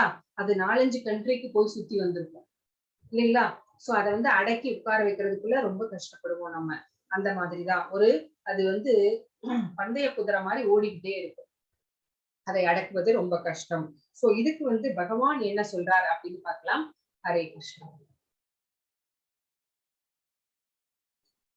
ஸ்ரீ பகவானுவாச்ச அசம்சயம் மகாபாகோ மனோதுர்நிக்ரகம் சலம் அப்யாசேன து கௌந்தேய வைராக்கியேன சத்யதே. பகவான் ஸ்ரீ கிருஷ்ணர் கூறினார், பலம் பொருந்திய புயங்களை உடைய குந்தியின் மகனே, அமைதியற்ற மனதை அடக்குவது சந்தேகமின்றி மிகவும் கடினமே. ஆனால் தகுந்த பயிற்சியினாலும் பற்றின்மையினாலும் அது சாத்தியமாகும். சோ ஆமா, ஒத்துக்கிறார், பகவானே ஒத்துக்கிறார். மனசை வந்து அடக்கிறது அப்படிங்கிறது ரொம்ப ரொம்ப கடினம் தான். ஆனா பை பிராக்டிஸ், அபியாசேன து கௌந்தேய. அபியாசேன அப்படின்னா பிராக்டிஸ்னால, பயிற்சியினால. வைராக்கியேன அப்படின்னா, வைராக்கியம் அப்படின்னா தமிழ் வைராக்கியம் இல்ல, இது வந்து சமஸ்கிருத வைராக்கியம். அப்படின்னா என்ன அர்த்தம் அப்படின்னா பற்றின்மை, எல்லாத்துலயும் டிட்டாச்சா இருக்கிறது. எப்படி தாமரை இலை எப்படி தண்ணியில ஒட்டுறது இல்லையோ, தன்னுடைய கடமையாக மட்டுமே நினைத்து செய்யணும். யோகிகள் செய்யறாங்க பாத்தீங்களா? இந்த 2 விஷயங்கள் செய்வதன் மூலமாக நம்முடைய மனதை வந்து நம்ம கட்டுக்குள் வைத்திருக்க முடியும், அடக்கி ஆள முடியும் அப்படின்னு வந்து பகவான் இங்க சொல்றார். சோ அபியாசேன வைராக்கியேன, இந்த 2 விஷயங்கள் மனசை அடக்குவதற்கு பயன்படும். அப்போ வந்து மனதை அடக்குவது அப்படிங்கிறது சாத்தியமாகும் அப்படின்னு பகவான் இந்த ஸ்லோகத்துல நமக்கு சொல்கிறார். ஹரே கிருஷ்ணா. மனம் ஒரு நண்பனா அல்லது எதிரியா? மனம் வந்து சத்துவகுணத்துல இருக்கும் போது நம்மளுக்கு நண்பன், ரஜோகுணத்துல நம்ம இருந்தோம்னா அது நம்மளுக்கு எதிரி. ஹரே கிருஷ்ணா. சோ அஷ்டாங்க யோகம் செய்யறாங்க அப்படின்னு நம்ம பார்த்தோம் யோகிகள் இல்லைங்களா? அந்த சத்தியோகத்துல அஷ்டாங்க யோகம் செய்து கடவுளை அடைய, முக்தி அடைய முயற்சிகள் செய்கிறார்கள். அப்போ யோகாவில், அந்த அஷ்டாங்க யோகத்தில் வெற்றி அடைய தவறும் ஒருவரின் இலக்கு என்ன? அந்த யோகம் செய்யும் போது அவர் வந்து பாதையிலேயே வந்து அவர் வந்து உயிர் நீத்து விடுகிறார் அப்படின்னா அவருடைய இலக்கு, அவருடைய கதி என்ன அப்படின்னு அர்ஜுனர் வந்து கேட்கிறார் பகவான் கிட்ட. அப்போ பகவான் வந்து என்ன சொல்றாரு அப்படின்னு நம்ம பார்க்கலாம். பிராப்ய புண்ணிய கிருதாம் லோகான் उषित्वा सास्वती समा उसीनां श्रीमतां के योग பிரஷ்டோ விஜாயதே. வெற்றி அடையாத யோகி புண்ணிய ஆத்மாக்களின் லோகங்களில் பற்பல வருடங்கள் அனுபவித்த பின் நல்லோரின் குடும்பத்தில் பிறந்து அல்லது பெரும் செல்வந்தரின் குடும்பத்தில் பிறக்கின்றான். சோ பாதியிலேயே ரொம்ப ஷார்ட் டேர்ம் தான் யோகா பண்ணினார். ஆனா அவர் இறந்து விட்டார். யோகத்தில் வெற்றி அடையாமலே இறந்து விட்டார். அப்படிப்பட்ட யோகி என்ன பண்ணுவார் அப்படின்னா, புண்ணிய ஆத்மாக்கள் எந்த லோகங்களில் வசிக்கின்றார்களோ, ஃபார் எக்ஸாம்பிள் ஸ்வர்க லோகமா இருக்கலாம், ஏதாவது ஒரு புண்ணிய ஆத்மாக்கள் வசிக்கின்ற லோகத்துக்கு போய் அங்கே அந்த புண்ணிய பலன்கள் தீரும் வரை அவர்கள் நல்லா என்ஜாய் பண்ணி வாழ்ந்துட்டு மறுபடியும் எங்க பிறக்கிறார் அப்படின்னா, ஒரு நல்ல குடும்பத்துல பக்தி செய்கின்றவர்களின் குடும்பத்துல பிறக்கலாம். இல்லைன்னா பக்தி செய்வதற்கு வாய்ப்பு கிடைக்கிற அந்த பெரிய நல்ல செல்வந்தர்களின் குடும்பத்திலே பிறக்கலாம். சோ இந்த மாதிரி பக்தி செய்வதற்கு மறுபடியும் பகவான் ஒரு சான்ஸ் கொடுக்கிறார். அந்த ஷார்ட் டேர்ம் யோகா பண்ண அந்த யோகிகளுக்கு, வெற்றி அடையாத யோகிகளுக்கு அப்படின்னு இந்த ஸ்லோகம் நமக்கு சொல்கிறது. ஹரே கிருஷ்ணா. யோகாவில் வெற்றி அடைய தவறும் ஒருவரின் இலக்கு என்ன? இது என்ன மறுபடியும் அதே மாதிரி கொஸ்டின் கேட்கிறார் அப்படின்னு நினைச்சுக்காதீங்க. இவர் லாங் டேர்ம் யோகா பண்றார். அவர் ஷார்ட் டேர்மா யோகா பண்றார். கொஞ்ச காலம் பண்ணினார், தன் உயிரை இழந்து விடுகிறார். இவர் ரொம்ப காலம் யோகா பண்றார். அதுல வெற்றி அடைவதற்கு முன்பு இவர் இறந்து விடுகிறார். அப்போ அப்படிப்பட்ட யோகியின் நிலைமை என்ன, அவருடைய கதி என்ன அப்படின்னு கேட்கிறார் அர்ஜுனர். அதவா யோகி நாம் ஏவ குலே பவதி தீமதாம் ஏதத்தி துர்லபதரம் லோகே ஜன்மயத்ருஷம். அல்லது நீண்ட கால யோக பயிற்சிக்கு பின் வெற்றி அடையாதவர் அறிவில் சிறந்து விளங்கும் ஆன்மீகங்களின் குலத்தில் பிறப்பது உறுதி. சோ ஆன்மீகவாதிகள் ஒரு நல்ல ஒரு வைஷ்ணவ குடும்பத்துல, நல்ல பக்தி செய்கின்ற குடும்பத்துல அவர் கண்டிப்பாக பிறப்பார் அப்படின்னு சொல்றாரு. ஆனால் அப்படிப்பட்ட பிறவி நிச்சயமாக மிகவும் அரிது அப்படிங்கிறார். இட் இஸ் வெரி ரேர் அப்படிங்கிறார். அப்படி ஒரு பிறவி கிடைப்பது அப்படிங்கிறது ரொம்ப ரேர் அப்படின்னு சொல்லிட்டார். சோ ரொம்ப காலம் யோகம் செய்து வெற்றி அடையாத யோகி ஒரு நல்ல ஆன்மீக குலத்தில் பிறப்பது உறுதி. ஆனா அப்படிப்பட்ட பிறவிகள் இப்போ அரிது அப்படிங்கிறார். ஹரே கிருஷ்ணா.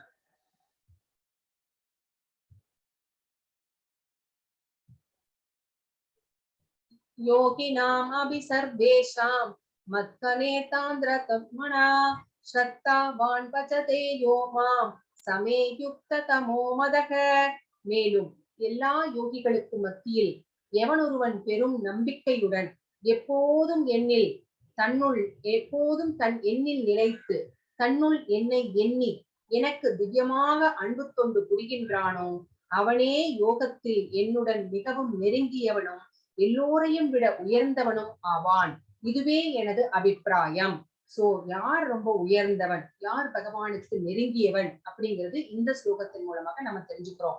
சோ யோகிகள்ல நிறைய பேர் இருப்பாங்க. அதுல யார் பெரும் நம்பிக்கையுடன், அதாவது கொஞ்சம் கூட சந்தேகமே கிடையாது, கடவுள் இருக்கிறார், அவர் எல்லாத்தையும் பார்த்துப்பார் அப்படின்னு அந்த நம்பிக்கையோட யார் இருக்கிறார்களோ, தன்னுள் என்னை எண்ணி எப்போதும் பகவானை எண்ணிக்கொண்டு யார் இருக்கிறார்களோ, எப்போதும் பகவானுக்கு அன்பு தொண்டு செய்து கொண்டிருக்கிறார்களோ, எனக்கு அது வேணும் இது வேணும் அப்படின்னு கோயிலுக்கு போய் கேட்கறது இல்ல, கோயிலுக்கு போறதே பகவானை தரிசிக்கணும், அவருக்கு நம்ம அன்பு தொண்டு செய்யணும், தன்னுடைய அன்பை வெளிப்படுத்துவதற்காக யார் செய்கின்றார்களோ அப்படிப்பட்டவன் யோகத்தில் எனக்கு மிகவும் நெருங்கியவன். சோ அவன் எனக்கு ரொம்ப க்ளோஸா இருக்கான், இன்டிமேட் ஃப்ரெண்டா இருக்கிறான், அவனை விட உயர்ந்தவன் வேறு எவருமே கிடையாது. இதுதான் என்னுடைய அபிப்பிராயம் அப்படின்னு பகவான் இங்க சொல்றார். ஹரே கிருஷ்ணா.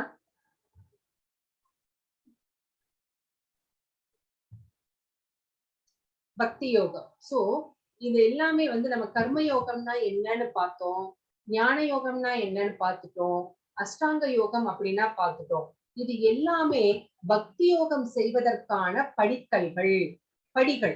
இந்த படியில ஏறி போய் கடைசியில பக்தி யோகம் செய்தால் மட்டும்தான் பகவானை அடைய முடியும். சோ எல்லா யோகங்களும் எதை நோக்கி செல்கின்றன? பக்தி யோகத்தையே நோக்கி செல்கின்றன. ஹரே கிருஷ்ணா. சத்திய யுகத்துல வந்து என்ன பண்ணினதுனால பகவானை, இப்ப கலியுகத்துல வந்து நம்ம என்ன பண்றோம், பகவானை அடைவதற்கு நாம சங்கீர்த்தனம் பண்றோம். அப்போ சத்திய யுகத்துல என்ன பண்ணி பகவானை அடைந்தார்கள் அப்படின்னா, தியானம் பண்ணி பகவானை அடைந்தார்கள். ஏன்னா அவங்களுக்கு 1,00,000 வருடங்கள் லைஃப் ஸ்பேன். அதனால அவங்க போய் காட்டுல உட்கார்ந்து 1000 வருடம் 10,000 வருடம் தவம் செய்து தியானங்கள் செய்து பகவானை வந்து அடைந்தார்கள். இதே திராதா யுகத்துல என்ன பண்ணாங்க, யாகங்கள் செய்தார்கள். இப்ப நமக்கு அது சாத்தியமா? அத மந்திரத்தை வந்து சொல்வதற்கு பிராமணர்கள் இல்லை, நல்லபடியா சொல்றதற்கு. அதே மாதிரி இதுக்கு யாகங்கள் செய்யறதுக்கு பொருட்செலவு நிறைய ஆகும், அதுக்கெல்லாம் நம்மளுக்கு சாத்தியமே இல்லை. அதனால இப்ப நம்ம அது பண்றது இல்ல. துவாபர யுகத்துல என்ன பண்ணாங்க, விரிவான கோயில் வழிபாடுகள் எல்லாம் செய்தார்கள். அதுக்கும் நம்மளுக்கு சான்ஸே இல்லை. லாக்டவுன்ல எல்லா கோயிலையும் பூட்டி வச்சுட்டு நம்ம கோயிலுக்கு கூட போக முடியாம தவிச்சிட்டு இருந்தோம் இல்லைங்களா? சோ இந்த மாதிரி எல்லாம் ஒவ்வொரு யுகத்திலையும் ஒவ்வொரு தர்மத்தை ஃபாலோ பண்ணி பகவானை அடைந்தார்கள். ஹரே கிருஷ்ணா. சோ இப்ப கலியுகத்துல நம்ம என்ன பண்ண போறோம், பகவான் ஸ்ரீ சைத்தன்ய மகாபிரபு இந்த கலியுக மக்களுக்காக என்ன கொடுத்தார், சங்கீர்த்தன யக்னம். சோ பகவானுடைய அந்த நாமங்களை வந்து உச்சரியுங்கள், அதுவே உங்களை பகவானிடம் கொண்டு சேர்க்கும் அப்படின்னு பகவான் வந்து நம்மளுக்கு இந்த நாம சங்கீர்த்தனத்தை, சங்கீர்த்தன யக்னத்தை கொடுத்தார். அந்த நாமங்களை சொல்லுவது அப்படிங்கிறது யக்னம் செய்வதற்கு சமம். ஹரே கிருஷ்ணா. இப்போ 10வது மாடியில உங்க வீடு இருக்கு. நீங்க இந்த ஸ்டேர் கேஸ்ல போவீங்களா, லிஃப்ட்ல போவீங்களா? சாட்ல போடுங்க. ஹரே கிருஷ்ணா. உங்க வீடு 10வது ஃப்ளோர்ல இருக்கு. அப்போ நீங்க எதுல போவீங்க? லிஃப்ட். எஸ் எஸ் பிரபு. அதே மாதிரிதான் நம்ம அஷ்டாங்க யோகம் பண்ண வேண்டாம், கர்ம யோகம் பண்ண வேண்டாம், ஞான யோகம் பண்ண வேண்டாம், எந்த யோகமும் பண்ண வேண்டாம். பக்தி யோகம் அப்படிங்கிறது இந்த லிஃப்ட். சோ எல்லாரும் என்ன பண்ணுவோம், நம்ம எல்லாருமே லிஃப்ட்ல ஏறி பக்தி யோகம் செய்து பகவானை அடைய முடியும் இல்லைங்களா? பக்தி யோகம் அப்படிங்கிறது லிஃப்ட் மாதிரி. சோ பகவானை அடைவதற்கு இது எளிதான வழி. சோ இது செய்வதன் மூலமாகவே வந்து நம்ம பகவானை அடைய முடியும். ஹரே கிருஷ்ணா.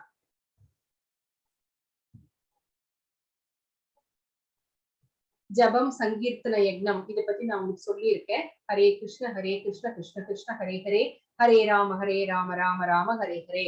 இதை ஜபிப்பதன் மூலமாகவே நாம பக்தி தொண்டு செய்கின்றோம். ஹரே கிருஷ்ணா. இந்த வந்து மகாமந்திரம் தான். இது மகாமந்திரம் அப்படின்னு எப்படி ஏற்றுக்கொள்வது, இதை சாண்ட் பண்றதன் மூலமாவே பகவானை எப்படி அடைய முடியும் அப்படிங்கிறதுக்கு நிறைய வேத குறிப்புகள் இருக்கிறது. அது என்னன்னு ஒரு நிமிஷம் பார்த்துடலாம். ஹரே கிருஷ்ணா.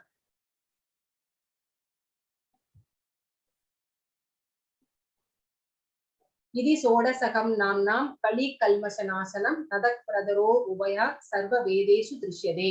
சோ இது என்ன சொல்கிறது அப்படின்னா, கிருஷ்ண யஜூர் வேதத்திலிருந்து கலிச்சந்தாரண உபனிஷத் அப்படிங்கிற உபனிஷத்திலிருந்து எடுக்கப்பட்ட ஸ்லோகம். அடுத்தது போக பிரபு.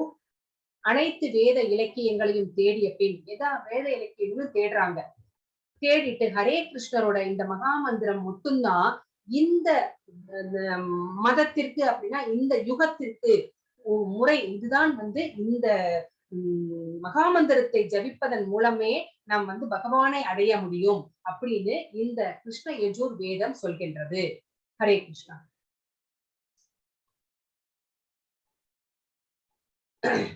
சண்டை மற்றும் ஹரேர் நாம ஹரேர் நாம ஹரேர் நாமைவ கேவலம் கலவு நாஸ்தியேவ நாஸ்தியேவ நாஸ்தியேவ கதிர் அந்யதா.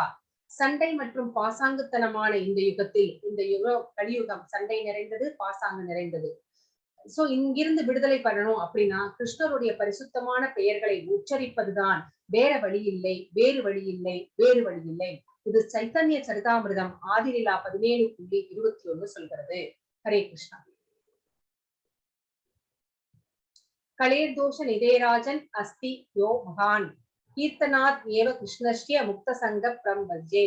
சோ எனது அன்பான ராஜா, அதாவது பரிசுத் மகாராஜனை பத்தி சொல்றாங்க. ஸ்ரீமத் பாகவதம்.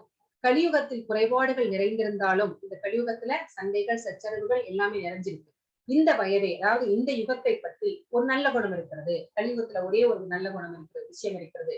என்ன அப்படின்னா, ஹரே கிருஷ்ண மகாமந்திரத்தை உச்சரிப்பதன் மூலமாகவே ஒருவர் வந்து இந்த பொருள் உலகத்திலிருந்து, இந்த பௌதீக உலகத்திலிருந்து விடுபட்டு பகவானுடைய அந்த கோலோக விருந்தாவனத்திற்கு நாம செல்ல முடியும். ஹரே கிருஷ்ணா. ஹரே அப்படின்னா ராதா ராணி அப்படின்னு அர்த்தம்.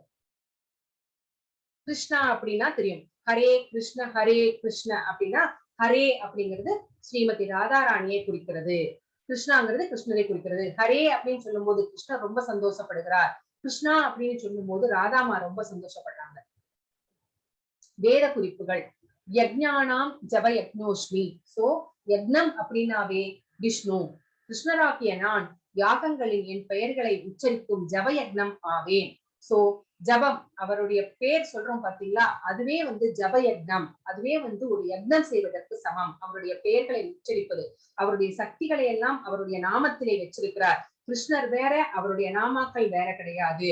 அப்போ கிருஷ்ணரை கும்பிடணும்னா அவருடைய நாமாக்களை சொல்லும் போது அந்த சக்திகள் வந்து நாமத்திலே இருக்கிறதுனால ஒரு யக்னம் செய்வதற்கு சமமாகிறது. பகவத்கீதை 10.25. ஹரே கிருஷ்ணா.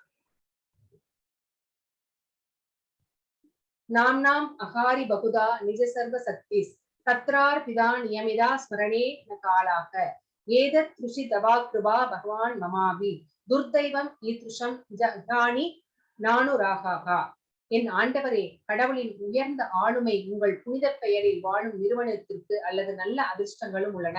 சோ உங்களுடைய அந்த ஆளுமை, உங்களுடைய அந்த எல்லா அதிர்ஷ்டங்களும் உங்களுடைய நாமத்திலே வைக்கப்பட்டிருக்கிறது, டெபாசிட் பண்ணப்பட்டிருக்கிறது. எனவே உங்களுக்கு கிருஷ்ணா மற்றும் கோவிந்தா போன்ற பல பெயர்கள் உள்ளன. உங்களுக்கு நிறைய பெயர்கள் இருக்கிறது. நம்ம வீட்டுல ஒரு குழந்தை இருக்குன்னு வச்சுக்கோங்க, நம்ம பாலசுப்ரமணியம்னா பாலான்னு கூப்பிடுவோம், சுப்புன்னு கூப்பிடுவோம் இல்லைங்களா, மணின்னு கூப்பிடுவோம். அப்படி மனுஷங்களுக்கே இவ்வளவு பேர் இருக்கும்போது பகவானுக்கு இவ்வளவு இருக்காது இல்லைங்களா. கிருஷ்ணா கோவிந்தா அப்படின்னு நிறைய நாமங்கள் இருக்கிறது. உங்களுடைய பெயர்களை நீங்கள் அந்த பெயர்களை முதலீடு செய்திருக்கிறீர்கள். சோ அந்த சக்திகள் எல்லாம் அவருடைய பெயர்களிலே இருக்கிறது.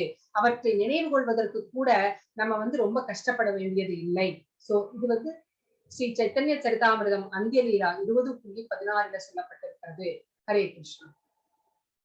சோ இந்த அத்தியாயத்தின் சுருக்கம், அஷ்டாங்க யோகாவில் எவ்வாறு முன்னேற வேண்டும், அஷ்டாங்க யோகத்தின் 8 நிலைகள் என்ன, மனதை ஏன் கட்டுப்படுத்த வேண்டும், மனம் ஒரு நண்பனா எதிரியா அப்படிங்கறதெல்லாம் பார்த்தோம்.